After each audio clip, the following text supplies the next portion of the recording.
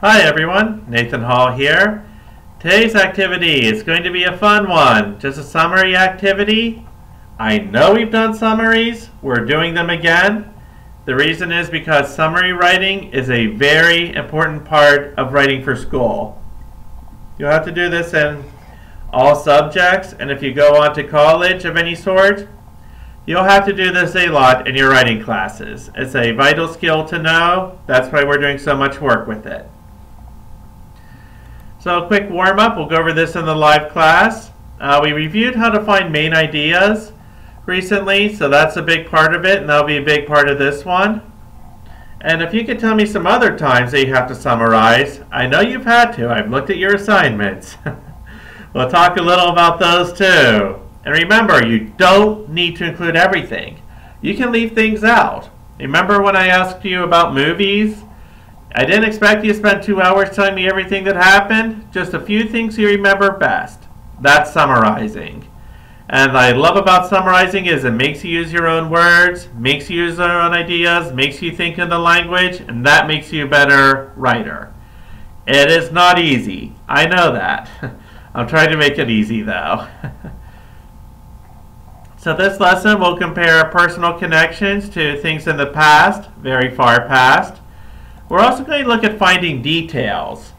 That's another activity we're going to work on. That's something you have to do in all your classes as well.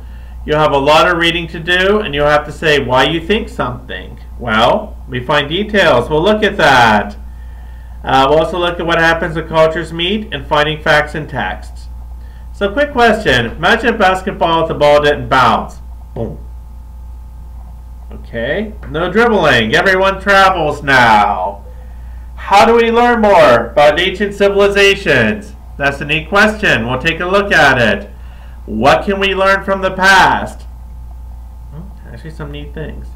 So we're going to read a story called The Bouncing Ball. I am going to make you summarize it. So you might want to take notes. You can download this slide. You can write it with ink.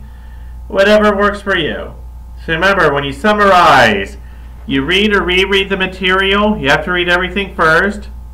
You find the main idea, the controlling idea, then the supporting points, the key words. You can paraphrase. Remember, paraphrase. We write things in our own words, new ones.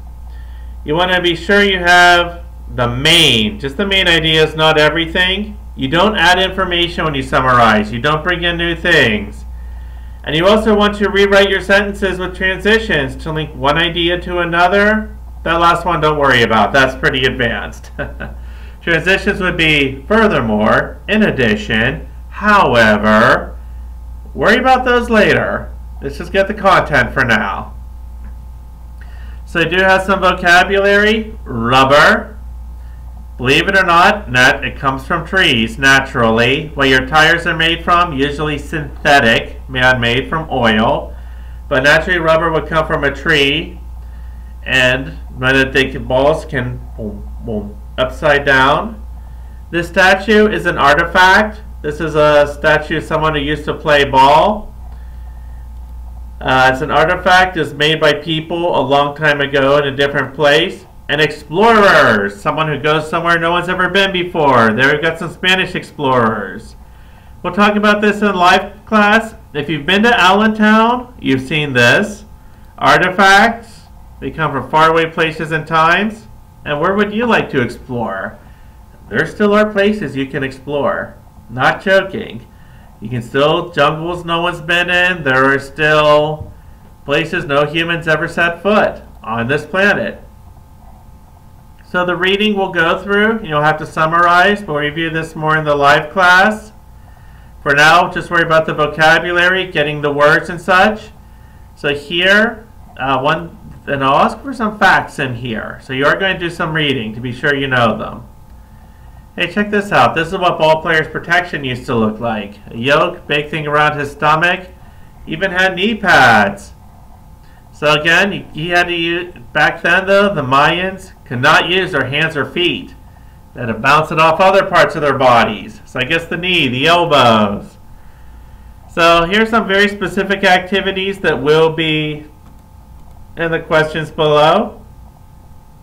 So rubber trees can't grow in Spain. Why not? This ties back to the biology lesson we did. And some artifacts. These shows that they were like, these old statues, these old things.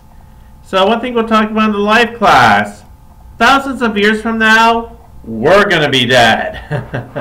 It's a good chance America will just be ruins or very old things.